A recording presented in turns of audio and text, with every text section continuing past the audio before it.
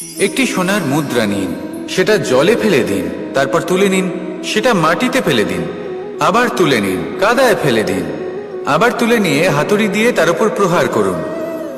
তারপরেও সেই সোনার মুদ্রার মূল্য সেটাই থাকে যা আগে ছিল, তাই না? এটা হলো উদাহরণ সংসারের সেই প্রত্যেকটা জীবের জন্য, প্রত্যেকটা মানুষের জন্য। কখনো কখনো জীবনে সাফল্যের বদলে আমরা বিফলতা পাই। যতটা আশা করেছিলাম ততটা শ্রেষ্ঠ কর্ম করতে পারি না। কখনো বা আমরা ভুল করে ফেলি, কখনো আমরা অনুচিত কর্ম করে ফেলি, কখনো সংসার আমাদের বুঝতে পারে না। তার পরিণামস্বরূপ এই সংসার আমাদের নিন্দা করে, আমাদের উপেক্ষা করে, আমাদের বিষয়ে কটু কথা বলে, কখনো সামনাসামনি বা কখনো পেছনে। সংসার এমন একটা আচরণ করে যেন আমাদের সাথে কথা বলাটাই একটা বিশাল অপরাধ। এবার সেক্ষেত্রে কি করা উচিত? মনকে শান্ত করা উচিত। বেশিরভাগ ক্ষেত্রেই এমন সময় মানুষ এটা ভেবে বসে যে তার জীবনের কোনো মূল্যই নেই। তার মনে হয় যে সে এই সংসারে শুধু একটা বোঝার সমান। সে নিজেকে ঘৃণা করতে থাকে। ওর মনে হয় যে তার জীবন শূন্য। কিন্তু তা নয়। আপনি সোনার মুদ্রার মতো, যদি আপনার মধ্যে সেই গুণ থাকে, আপনি শ্রেষ্ঠ কর্ম করেন, আপনার মধ্যে সেই বিদ্যা থাকে, আপনি নিরন্তর প্রয়াস করেন, সৎকর্মের পথে এগোতে থাকেন, তাহলে আপনার নিজের যে মূল্য তৈরি হয় সেটা কোনো পরিস্থিতিতে কোনো ব্যক্তি আপনার থেকে কেড়ে নিতে পারবে না। শুধু নিজে ভেঙে পড়বেন না। এটা ভাবুন, যে সম্মান আপনি হারিয়েছেন সেটা আপনি কিভাবে ফিরে পেতে পারেন, তার জন্য কি করতে হবে। যে ধন আপনি হারিয়েছেন সেটা পেতে হবে কিভাবে, তার জন্য কি কি করতে হবে। শান্ত মনে সবটা ভেবে দেখুন, সিদ্ধান্ত নিন এবং অগ্রসর হন। আপনি এই সংসারের কাছে তেমনই হয়ে উঠবেন যেমন আপনার কর্ম হবে। যদি তা শ্রেষ্ঠ হয় সবাই তাই ভাববে। আসুন আমার সাথে ভালোবেসে বলুন, রাধা রাধা। প্রত্যেক মানুষ নিজের জীবনে দুঃখ অনুভব করেন। প্রত্যেকের দুঃখ আলাদা হতে পারে। কারোর মনে এই দুঃখ থাকে যে সে তার বাবা মায়ের সব ইচ্ছে পূরণ করতে পারেননি। কেউ এটা ভেবে দুঃখ পান যে সে চিরকাল সদাচার করেছেন, সৎকর্ম করেছেন, কিন্তু তাও তাকে দুরাচারী বলে মনে করা হয়। কেউ এটা ভেবেও দুঃখ পান যে তার সামনে যে ব্যক্তি রয়েছেন তার চোখে তিনি শত্রু হয়ে উঠেছেন বা দুষ্ট হয়ে উঠেছেন, যেখানে তিনি হয়তো কোনো অনুচিত কাজই করেননি। এবার এই সমস্ত বিষয় নিয়ে ভেবে নিজের ব্যক্তিত্ব নিয়ে সন্দেহ প্রকাশ করবেন না। যদি নিজের ব্যক্তিত্ব নিয়ে কোনো সন্দেহ থেকে থাকে, তাহলে কর্ম সংক্রান্ত প্রশ্ন করুন যে আপনি যা করেছেন তাতে কি উচিত ছিল, কি অনুচিত ছিল। যেটা প্রয়োজন সেটা এটা বোঝার যে আপনার অন্তর্মন, আপনার বিবেক আপনাকে কি বলছে, আর আপনার অন্তর্মন আর আপনার বিবেক আপনাকে যেটা করতে বলবে শুধু সেটাই করুন। আর তারপরে এই সংসার কি বলবে, কি ভাববে সেসব নিয়ে ভাবতে যাবেন না। কারণ এই সংসার তো ঈশ্বরকেও প্রশ্ন করে থাকে, ঈশ্বরকেও দোষী মনে করে। কখনো কখনো যখন কোনো ঘটনা মানুষের ইচ্ছা অনুযায়ী ঘটে না, তখন মানুষ এটা বলে যে হে ঈশ্বর, আপনি আমার পাশে থাকলেন না, আপনি বড়ই কঠোর, এটা আপনার দোষ। যেখানে বেশিরভাগ সময় হয়তো সে নিজেই নিজের কর্মফল ভোগ করছে। আর কখনো কখনো ঈশ্বর হয়তো তার জন্য আরো ভালো কোনো পরিকল্পনা করে রেখেছেন, কিন্তু মানুষ সেটা বুঝতে পারে না। তাই দিনের শেষে যেটা প্রয়োজন সেটা হলো নিজের মনের কথা বুঝতে হবে। আপনার বিবেক কি বলছে শুধু সেটাই করুন আর সামনে এগোতে থাকুন। আমার সাথে ভালোবেসে বলুন, রাধা রাধা। সবাই বলেন যে জীবনে কাদের সঙ্গ লাভ করছি সেটা খুব গুরুত্বপূর্ণ। এক ঝুড়ি ফলের মধ্যে যদি একটা পচা ফল আপনি রেখে দেন, তাহলে আস্তে আস্তে সমস্ত ফল পচে যায়। সেই জন্য কথায় আছে যে কুসঙ্গ থেকে দূরে থাকো। কিন্তু কি করা যায়? এই সংসার খুবই ছোট। যেখানে আমরা কাজ করি, যেখানে আমরা থাকি, যে পথে আমরা আসা যাওয়া করে থাকি, যে পথে আমরা ভ্রমণ করি, সেখানে এমন অনেক সংখ্যক ব্যক্তি থাকেন যাকে দেখে আমরা মনে করি যে এদের থেকে দূরে থাকতে হবে। তখন আমরা কি করতে পারি? তাদের কি আমরা পরিত্যাগ করব? তাহলে এই সংসারে এমন অনেক মানুষ আছেন, তাহলে কি সংসারই পরিত্যাগ করব? না, সেই ফলের মতন হবেন না যারা একটি পচা ফলের উপস্থিতির জন্য নিজেরাও নষ্ট হয়ে যান। বরং হয়ে উঠুন চন্দন বৃক্ষের মতন, যেটা আসলে সাপেদের বাসস্থান, যেখানে অনেক সংখ্যক অত্যন্ত ভয়ানক বিষধর সাপ থাকে। তারপরেও এই চন্দন, সে কিন্তু নিজের শ্রেষ্ঠত্ব হারায় না, এর মূল্য কিন্তু সেই একই থাকে। মনে রাখবেন, এই সংসারে নিজের সঙ্গ বদলানোর পূর্বে নিজেকে বদলান। নিজেকে কিছুটা এমন ভাবে গড়ে তুলুন যে কেউ আসুক না কেন সে যেন আপনাকে বিভ্রান্ত বা দূষিত না করতে পারে। আসুন আমার সাথে ভালোবেসে বলুন, রাধা রাধা। মানুষ জীবনে অনেক ধরনের সুখ লাভ করে, অর্থ সুখ, পরিবারের সুখ, বৈভবের সুখ। কিন্তু এমন একটা সুখ আছে যা বেশিরভাগ মানুষকে প্রভাবিত করে, কিন্তু সেই সুখ তাদের কোনো প্রয়োজনই নেই। সেটা হলো পরনিন্দা সুখ। অর্থাৎ এমন কোনো ব্যক্তিকে নিয়ে নিন্দা করা, তার প্রতি অনুচিত শব্দ প্রয়োগ করা, কারণ সেই ব্যক্তিকে আপনি পছন্দ করেন না। আর এমন অনেক মানুষ আছেন যারা এই কাজ করে খুব আনন্দ লাভ করেন, যেটা করা উচিত নয়। কারণ এতে আপনার সময়, আপনার ঊর্জা, আপনার নিজের অন্তরের ইতিবাচক শক্তি আপনি নষ্ট করে ফেলছেন। আর এই সব কিছুই আপনার প্রয়োজন আছে। যাদেরকে আপনার পছন্দ নয় সেই ব্যক্তির বিষয়ে কথাই বলবেন না। সেই সব ব্যক্তির দিকে মনোনিবেশ করুন যাদের আপনি ভালোবাসেন। সেই সব কাজে মন দিন যেগুলো আপনার ভালো লাগে। সেই বস্তুর দিকে নজর দিন যেগুলো আপনার প্রিয়, নিজের লক্ষ্যের দিকে, এই সব কিছুর দিকে নয়।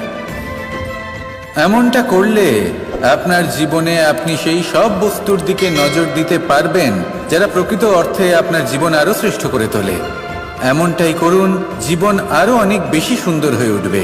আর তখন এই মন প্রসন্ন হয়ে বলবে, রাধা রাধা। আজ আমরা আবার সাফল্য আর অসফলতার বিষয়ে কথা বলবো। সফল ব্যক্তি কে হয় এবং অসফল ব্যক্তি কে হয়, এই বিষয়ে আমরা আগে অনেকবার কথা বলেছি। প্রত্যেক ব্যক্তি সাফল্য লাভ করতে চান, কিন্তু প্রত্যেক ব্যক্তি সাফল্য লাভের এই কাজে সফল হতে পারেন না। এবার এটা কেন হয়, এর পেছনে কারণটা কি? কারণ হলো ভয়।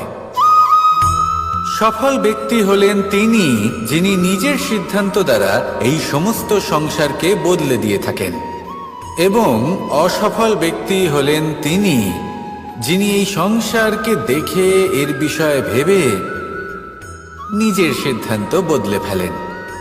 প্রয়োজন হলো নিজের লক্ষ্যের বিষয়ে ভেবে দেখার, পথের বিষয়ে ভেবে দেখার। একবার যদি আপনি পথ নির্বাচন করে থাকেন, সেই পথে অগ্রসর হতে থাকুন আর তাতে অটল থাকুন। সবসময় দৃঢ় প্রতিজ্ঞ হন। আপনি যদি কোনো পথে টিকে থাকেন আর নিরন্তর পরিশ্রম করতে থাকেন, তবেই আপনার জীবনে সাফল্য আসবে। যদি কথায় কথায় লোকে কি ভাববে, লোকে কি বলবে, এ কথা ভেবে নিজের সিদ্ধান্ত পাল্টান, তাহলে কখনো নিজের লক্ষ্যে পৌঁছতে পারবেন না। আসুন আমার সাথে ভালোবেসে বলুন, রাধা রাধা। মানুষের 6টি বড় শত্রু রয়েছে, আর এরা অন্য কোথাও নয়, বরং মানুষের অন্তরেই বাস করে। এই 6টি শত্রু হল কাম, ক্রোধ, মোহ, লোভ, ঈর্ষা আর অহংকার। কিন্তু এরা কি চিরকাল আপনার শত্রু হিসেবেই থেকে যায়? এদেরকে নিজের বন্ধু করে তোলা কি সম্ভব নয়? ভেবে দেখুন না। এবার যদি কথা বলি কাম নিয়ে, অর্থাৎ কামনা করা, তাহলে মানুষ যদি জীবনে কামনা করতে থাকে তাহলে সন্তোষের অনুভূতি লাভ করতে পারে না। কিন্তু এই কামনাই মানুষের বন্ধু হয়ে উঠতে পারে। কিভাবে? ধরুন, যদি মানুষ ভাবে আমি আরো অনেক বেশি শ্রেষ্ঠ ব্যক্তি হয়ে উঠতে চাই আর তার জন্য কর্ম করে, পরিশ্রম করে, তাহলে ভবিষ্যতে গিয়ে শ্রেষ্ঠ ব্যক্তি হয়ে উঠতে পারে। কামনার কারণে, অর্থাৎ এই কামনাই ওর বন্ধু হয়ে ওঠে। কিন্তু ধরুন কোনো মানুষ যদি চায় সে শ্রেষ্ঠ ব্যক্তি হয়ে উঠবে, কিন্তু তার জন্য না কোনো কর্ম করছেন আর না কোনো পরিশ্রম করছেন, আর অধর্মের পথে চলতে শুরু করে দেন, তাহলে এই কামনাই তার শত্রু হয়ে উঠতে পারে। এবার যদি এই কামনাকে নিজের বন্ধু করে তুলতে হয়, তাহলে নিজের নির্বাচনে বিচক্ষণ হতে হবে, নিজের মস্তিষ্কের ওপর নিয়ন্ত্রণ রাখতে শিখতে হবে। সেটাই করুন আর আমার সাথে ভালোবেসে বলুন, রাধা রাধা। আজ আমরা মানুষের আরো একটি শত্রুর বিষয়ে কথা বলবো, যার নাম হলো লোভ।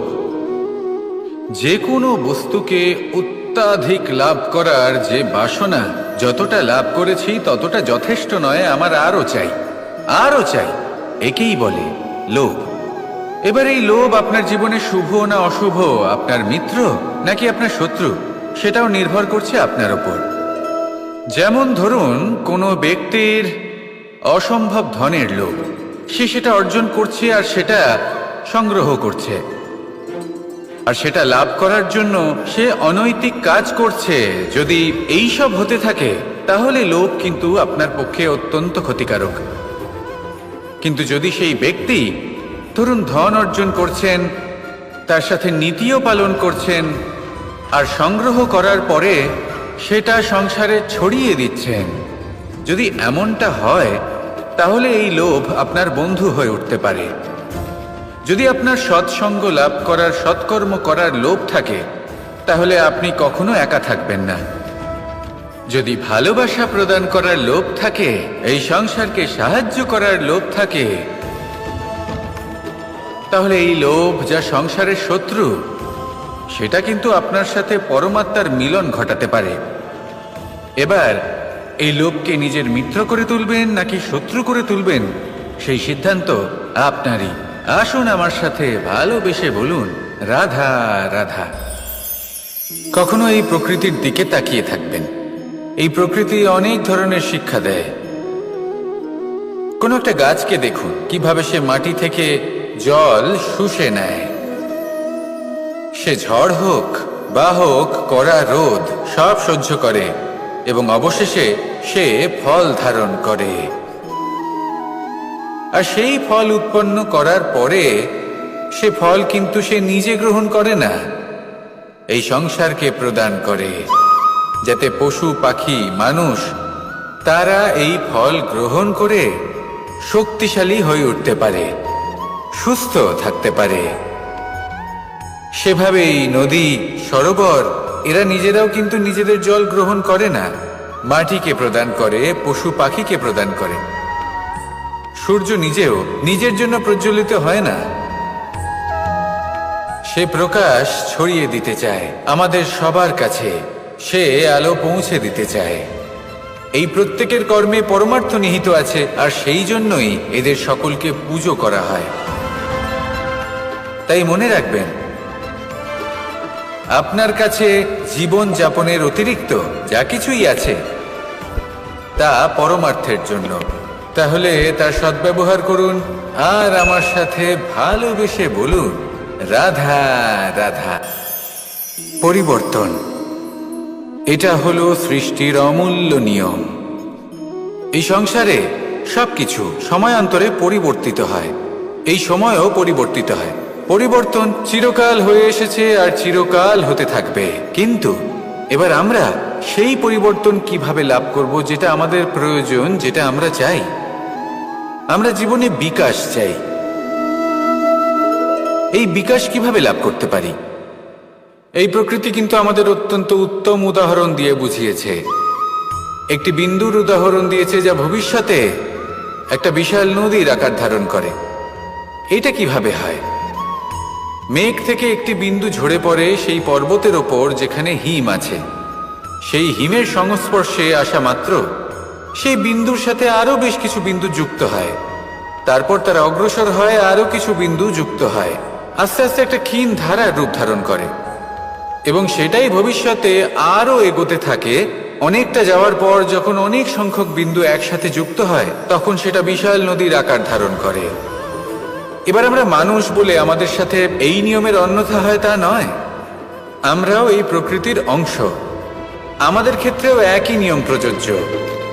যখন পরিশ্রম করে অনেক সংখ্যক বিন্দু আমরা একত্রিত করব, তখনই পরিবর্তনের নদী প্রবাহিত হবে। প্রয়োজন হলো নিরন্তর পরিশ্রম করা এবং ধৈর্য ধরা। এটা করতে থাকুন, জীবনে সব কিছু লাভ করতে পারবেন। কারণ প্রকৃতি আমাদের এটাই শিখিয়েছে, আর আমরা এই ব্রহ্মরই একটি অংশ, যার দ্বারা এই ব্রহ্মাণ্ড নির্মিত। আসুন আমার সাথে ভালোবেসে বলুন, রাধা রাধা। আমরা সকলে সামাজিক জীব। মানুষের সাথে দেখা সাক্ষাৎ করা এটা চিরকালই চলতে থাকে। আমরা কখনো কাউকে উপহার দিই, আবার কখনো কেউ আমাদের উপহার দেয়। কখনো কি এমন হয়েছে যে আপনি কাউকে একটা উপহার দিয়েছেন, কিছু সময় পরে বা কিছু মাস পরে সেই উপহারই ঘুরে ফিরে আপনার কাছেই এসেছে, অর্থাৎ সেই বস্তুটাই আপনার কাছে আবার ফিরে এলো? এরকম হয়। ছেলেবেলায় একদিন একজনের বিবাহ ছিল, তখন মা তাকে একটা উপহার দিতে চাইছিলেন। তাই তিনি একটা পোশাক বানালেন আর সেটাকে সুসজ্জিত করছিলেন। আমি দেখলাম আর জিজ্ঞেস করলাম যে মা, এই পোশাক এত সুসজ্জিত করার কি আছে? তখন মা বললেন যে কানাই, কখনো কাউকে এমনই উপহার দেবে, এমন প্রকারে দেবে যে সেটা যদি আবার ঘুরে ফিরে তোমার কাছে ফিরে আসে তাহলে যেন তোমার খারাপ না লাগে। এটাই কিন্তু হয় আমাদের ব্যবহারের সাথে, কর্মের সাথেও এবং আমাদের কথার সাথেও। তেমনই আচরণ করবেন যে আচরণ আপনি সহ্য করতে পারবেন। যদি মুখ থেকে কটু কথা বেরোতে থাকে তখন নিজেকে সংযত করে নিন। সেই শব্দই প্রয়োগ করুন যেটা আপনি তার বদলে শুনতে চাইবেন এবং আপনার দুঃখও হবে না। কারণ আপনার কর্ম এমন একটা উপহার যেটা আবার ঘুরে ফিরে ফলস্বরূপ আপনার কাছেই আসবে।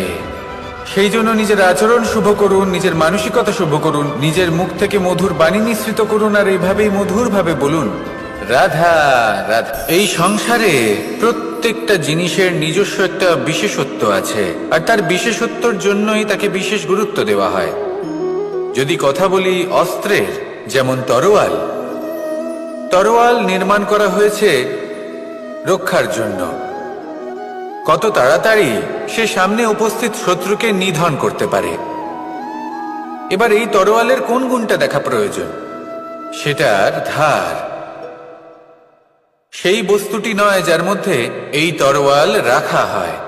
সেইভাবেই যদি আমি কথা বলি বাণের, তাহলে এটা প্রয়োজনীয় নয় যে সেই বাণ কতটা তীক্ষ্ণ, কতটা বলশালী। এটা দেখা প্রয়োজন যে তার আকারটা কেমন। সে কি বাতাস ভেদ করে নিজের লক্ষ্যে পৌঁছতে পারবে? সেটা বেশি গুরুত্বপূর্ণ। সেই জায়গাটা নয় যেখানে সেই বাণ রাখা হয়। ঠিক সেইভাবেই যদি আপনি কোনো মানুষেরই মূল্য বুঝতে চান, তাকে পরখ করে দেখতে চান, তাহলে তার জাতি, তার ধর্ম, তার রূপ, তার আকার, সেগুলো দেখে তাকে পরখ করতে চেষ্টা করবেন না। তাকে পরখ এই সব কিছুর ভিত্তিতে করবেন না। তার স্বভাবটা দেখুন, তার গুণ দেখুন, তার প্রতিভা দেখুন, তার কর্ম দেখুন। কারণ এটাই সেই ব্যক্তির আসল পরিচয়, এটাই হলো তার অস্তিত্ব। যখনই আপনি কোনো নর্তককে শ্রেষ্ঠ নৃত্য প্রদর্শন করতে দেখেন, তখন আপনি কিন্তু এটা ভাবেন না যে সে কোথা থেকে এসেছে, সে কি খায়, ওর বন্ধু বান্ধব কারা। আপনি তার নৃত্য দেখেন, ওর শিল্প দেখেন, সেটারই প্রশংসা করেন, সেটাকেই সম্মান করেন। সেইভাবে সংসারে সকলকে সম্মান করুন। আর এই সম্মানের আধার হওয়া উচিত তার গুণ, তার স্বভাব, তার কর্ম, তার রূপ আর তার বেশভূষা নয়। আসুন আমার সাথে ভালোবেসে বলুন, রাধা রাধা। এই সংসার বলে যে কৃষ্ণ হলো মহাযোগী। কেউ বলে যে কৃষ্ণ হলো সাংখ্যযোগের প্রবর্তক। কেউ বলে ভক্তি যোগের, কেউ বলে জ্ঞান যোগের, কেউ কেউ এটা মনে করেন যে অষ্টাঙ্গ যোগের প্রভু হলাম আমি। কিন্তু এই যোগ আসলে কি? যোগ বিষয়টাকে বোঝা খুব একটা কঠিন নয়, কিন্তু সেই যোগকে নিজের যাপনের অংশ করে তোলা হলো অত্যন্ত কঠিন, আর তার জন্য প্রয়োজন অভ্যাস। যোগ শব্দটার অর্থ হলো যুক্ত করা, আর এটা আমি ছোটবেলায় শিখেছিলাম। যখন আমার মাখন খেতে ইচ্ছে করত আর মা মাখনের সেই হাঁড়িটা ওপরে টাঙিয়ে রাখতেন, তখন আমরা ভাবতাম যে অত দূরে পৌঁছবো কি করে। তখন আমরা যোগের বিষয়ে জানতে পারলাম, আর তখন জানতে পারলাম যে সব থেকে গুরুত্বপূর্ণ যোগ আসলে কি? সহযোগিতা, সাহায্য। আমরা সব সখারা একসাথে জড়ো হতাম, একে অপরের পিঠের ওপর উঠে দাঁড়াতাম, আর তারপর আমরা ওই মাখনের হাঁড়ির কাছে পৌঁছতে পারতাম, আর তারপর আমরা সবাই মিলে সেই মাখন ভাগ করে খেতাম। সহযোগিতা, এটা অত্যন্ত গুরুত্বপূর্ণ।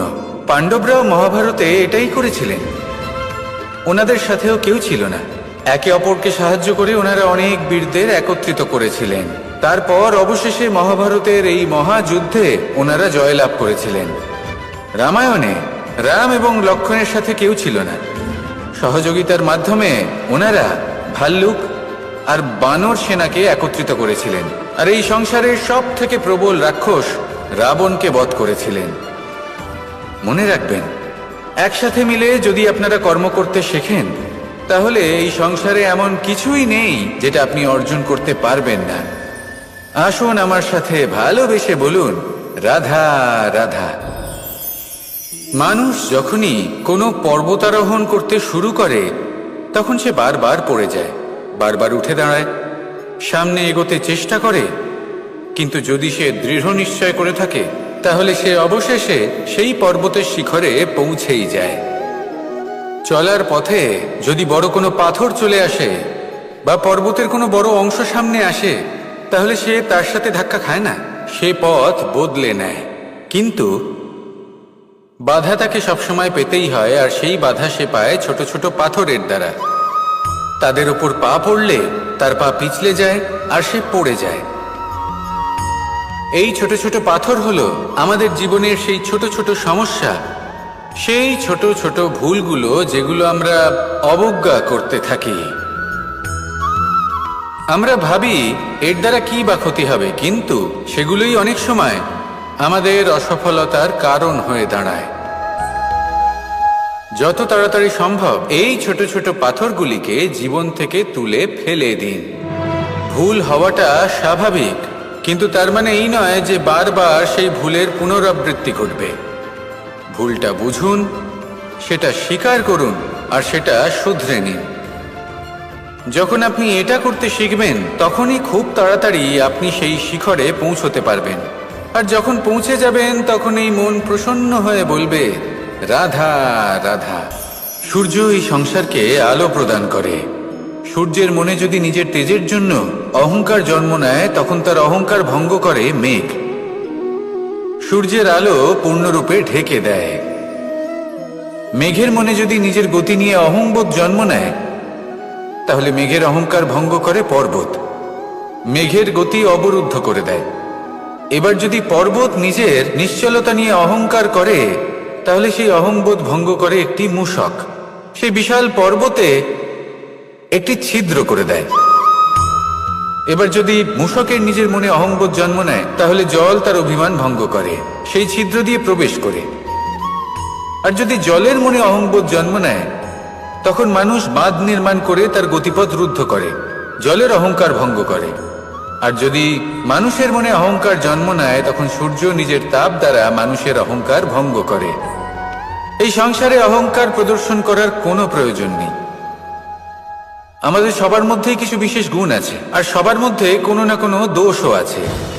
এই প্রকৃতি আমাদের কি শিক্ষা দেয়? কেউ একে অপরের সাথে লড়াই করে না, একে অপরের জন্য বাধা সৃষ্টি করে না, শুধু নিজের কর্ম করে। সূর্য নিজের প্রকাশ দ্বারা বনস্পতি এবং গাছপালাকে জন্ম দেয়। মেঘ বর্ষা সৃষ্টি করে লুপ্ত হয়ে যায়, আবার নির্মিত হয়। পর্বতের সেই নিশ্চলতা সেই বর্ষাকে একটা দিশা প্রদান করে, আর তারপরে তা ধারা হয়ে প্রবাহিত হয়ে যায়। এইসব কি? এইসব একটা সম্পর্ক, একটা চক্রের মতো। সবাই একসাথে নিজের কর্ম করে, তাই এই চক্র আবর্তিত হয়। এটা আমাদেরও করতে হবে, একসাথে মিলে কাজ করতে হবে। কারোর জন্য বাধা হয়ে উঠলে হবে না, কাউকে ছোট মনে করলে হবে না। এটাই করতে থাকুন, সবাই মিলেমিশে কর্ম করুন। প্রকৃতি আমাদের এই শিক্ষাই দেয়। আসুন আমার সাথে ভালোবেসে বলুন, রাধা রাধা। আপনি কখনো পলাশ ফুল দেখেছেন? কি সুন্দর দেখতে, লাল রক্তবর্ণ, উজ্জ্বল, কিন্তু এতে কোনো সুগন্ধ নেই। সেই জন্য ওকে শুধু চোখ ভরে দেখতে ইচ্ছে করে। দেখবেন তাকে কিন্তু পুজোতে ব্যবহার করা হয় না, এই ফুল দিয়ে মালা বানানো হয় না। সেরকমই আমাদের জীবনে এমন অনেক ব্যক্তি রয়েছেন যাদেরকে সম্মান অর্জন করতে হয়। যদি আপনি কোনো উচ্চ বংশে জন্ম নিয়ে থাকেন এবং আপনার কাছে সবকিছু থাকে, ধন ঐশ্বর্য থাকে, সবকিছু আপনি আগে থেকেই পেয়ে গেছেন, তাও কিন্তু এই সংসার আপনাকে সম্মান দেবে না। ততক্ষণ পর্যন্ত দেবে না যতক্ষণ না আপনি নিজের অন্তরে গুণ জাগ্রত করছেন, শ্রেষ্ঠ কর্ম করছেন, নিজের অন্তরে ইতিবাচক মনোভাবের এই সুবাস জাগ্রত করছেন। যদি এসব কিছু করেন তাহলেই এই সংসার আপনাকে সম্মান দেবে। এবার এটা আপনার উপরে নির্ভরশীল যে আপনি কি পলাশ ফুলের মতো হতে চান, নাকি অন্য কোনো ফুল হয়ে উঠতে চান যার সুবাস আছে, যে নিজের সুবাস এই সারা পৃথিবীতে ছড়িয়ে দেয়। আসুন আমার সাথে ভালোবেসে বলুন, রাধা রাধা। এই সংসারে একটা শব্দ আছে যার বিষয়ে মানুষ অত্যাধিক চিন্তা ভাবনা করে, আর সেই শব্দ হলো অস্তিত্ব, পরিচয়। প্রত্যেক ব্যক্তি এই সংসারে নিজের অস্তিত্ব করতে চায়, আর ছোট থেকে এটাই হয়। যখন আমরা শ্রেণীকক্ষে যাই, পড়তে যাই, তখন আমরা এটাই ভাবি যে আমরা নিজেদের অস্তিত্ব গড়ব, সুনাম অর্জন করব। সকল ব্যক্তি যাতে এটাই বলে যে এই হলো সর্বশ্রেষ্ঠ ছাত্র, আর এটাই আমাদের পরিচয়। কার্যক্ষেত্রেও আমরা ঠিক এটাই চেষ্টা করি, পরিশ্রম করতে থাকি এবং ভবিষ্যতে গিয়ে আমরা নিজেদের পরিচয় খুঁজে পাই। পরিচয়ের সাথে সাফল্য আসে, আর সাফল্যের সাথে আসে অস্তিত্ব। আর যখন এই দুটি সংযুক্ত হয়, তখন মানুষ অসফলতার কথা ভেবে ভয়ভীত হয়ে পড়ে, আর এটা ভাবতে থাকে যে যদি আমি অসফল হই তাহলে সেই পরিচিতির কি হবে, সেই নামের কি হবে, সেই সব কিছু যে আমি অর্জন করেছি তার কি হবে। সে ভয়ভীত হয়ে পড়ে, আর এই ভয়ের কারণে তার বিকাশ কোথাও না কোথাও অবরুদ্ধ হয়। সে শ্রেষ্ঠ কর্ম করা বন্ধ করে দেয় এবং শুধু এই সুরক্ষিত থাকতে চেষ্টা করে।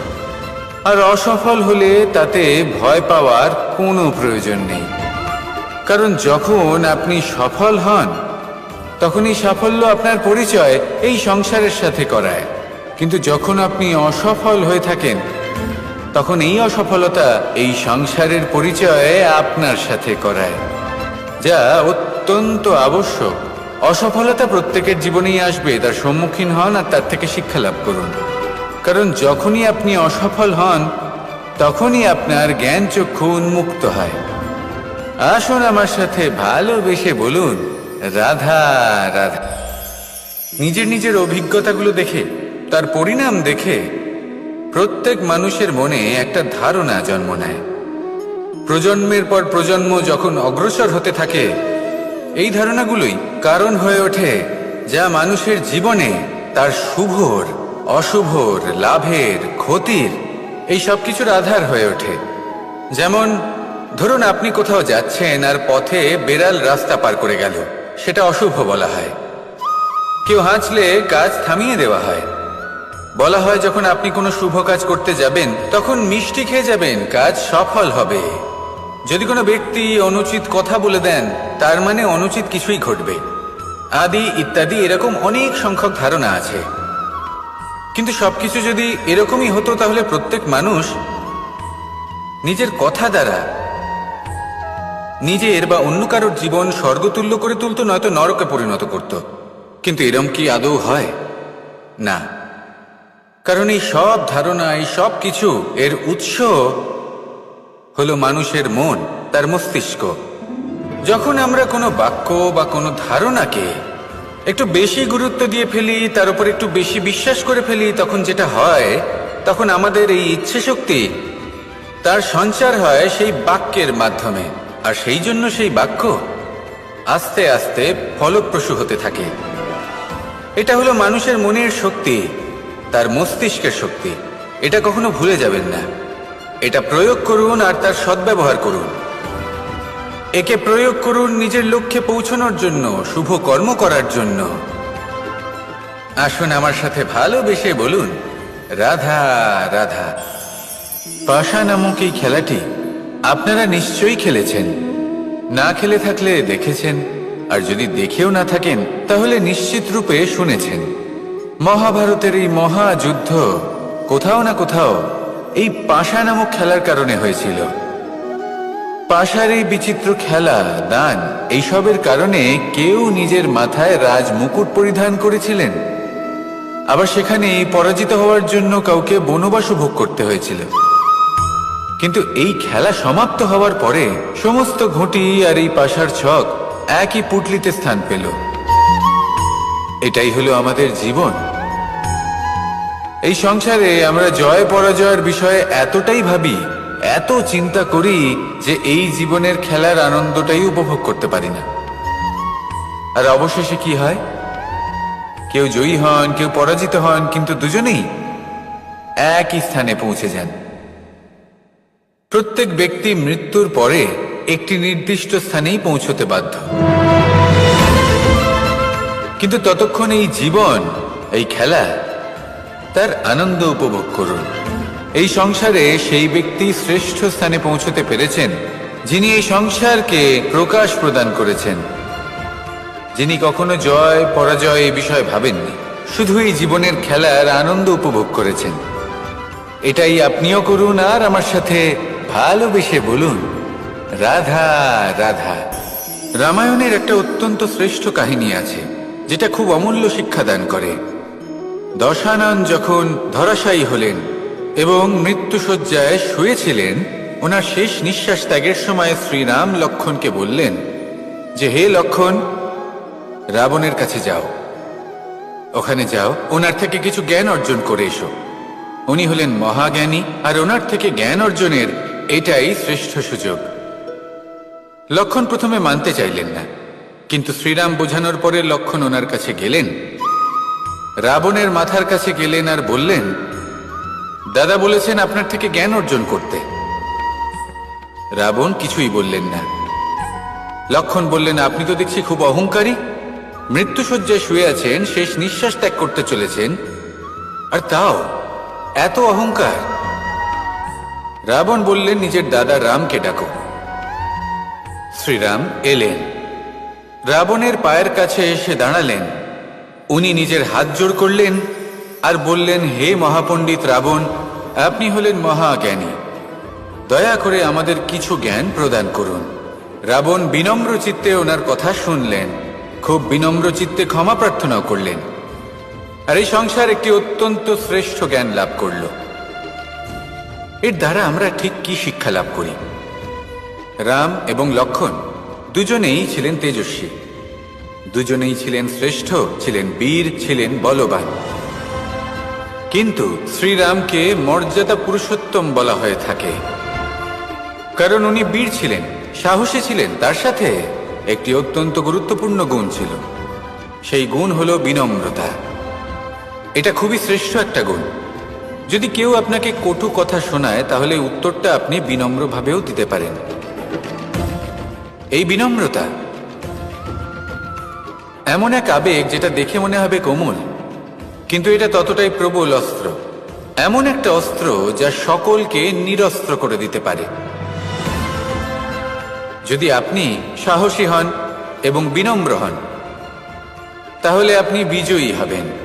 যদি আপনি জ্ঞানী হন এবং বিনম্র হন, তাহলে আপনি অবশ্যই মহাজ্ঞানী হয়ে উঠবেন। তাই নিজের মনে বিনম্রতা ধরে রাখুন আর ভালোবেসে বলুন, রাধা রাধা। কখনো আমরা কোনো হাটে যাই, কোনো বিশেষ বস্তু কেনার থাকে, ওখানে যাই, গিয়ে অন্য কারোর কথা শুনে অন্য কোনো বস্তু কিনে নিয়ে আসি, অদরকারি জিনিস কিনে ফেলি। তারপর ভাবি যে আমরা এরকম কেন করলাম, এটা আমরা ভুল করলাম, আমার এটা করা উচিত হয়নি, আদি ইত্যাদি।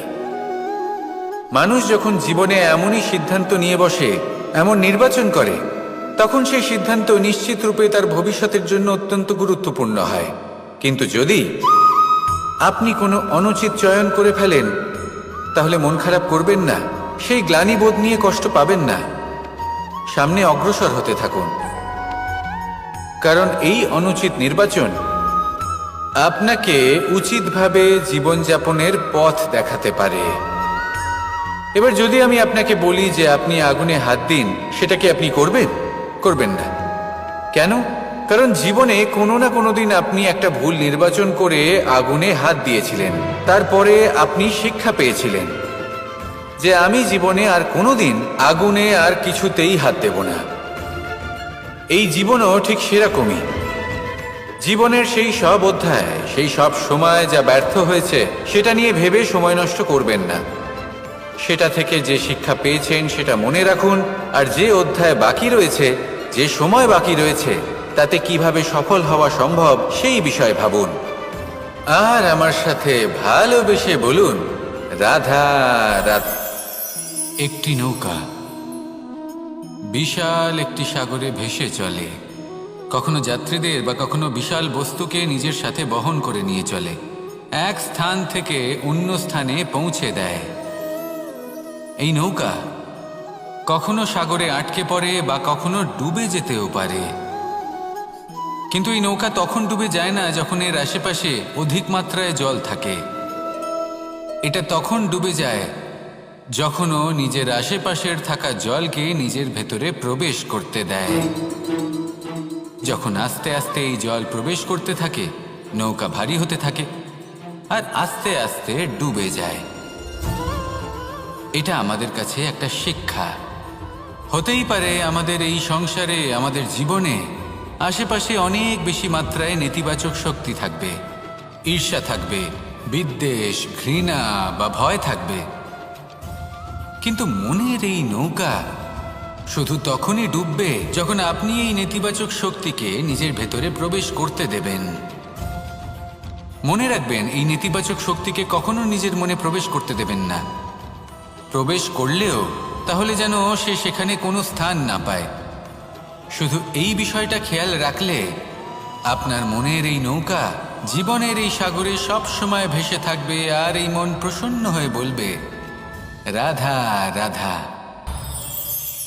আমরা আমাদের জীবনের লক্ষ্য প্রাপ্ত করার জন্য কি না করে থাকি। আমরা ভাবনা চিন্তা করে থাকি, কত জ্ঞান অর্জন করে থাকি, তারপরে আমরা পরিকল্পনা করি আর প্রচেষ্টা করি। এবার প্রথম চেষ্টাতেই সাফল্য লাভ করব সেটা নাও হতে পারে, বরং ইতিহাস সাক্ষী যে প্রথমবার প্রচেষ্টা করে সাফল্য লাভ করার সম্ভাবনা অত্যন্ত কম।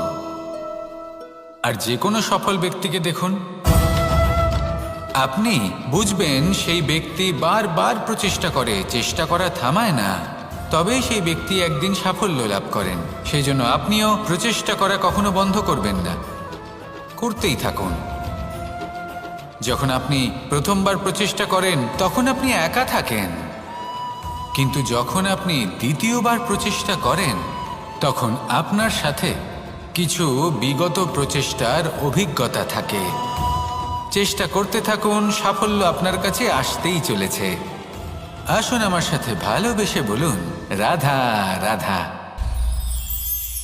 আপনারা সবাই একটা গাছের পাতাকে দেখুন, যতক্ষণ পর্যন্ত ও গাছের সাথে, মানে গাছের ডালের সাথে জুড়ে থাকে, সে সবুজ থাকে, বাতাসের সাথে সে নড়তে থাকে।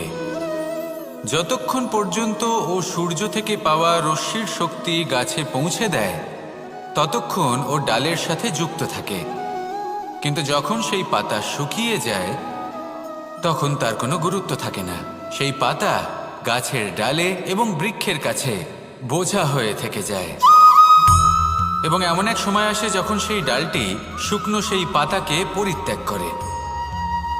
এটাই আমরা এই প্রকৃতিতে দেখি এবং এটাই হলো সত্য। আর এটাই আমাদের জীবনে খুব বড় একটা শিক্ষা।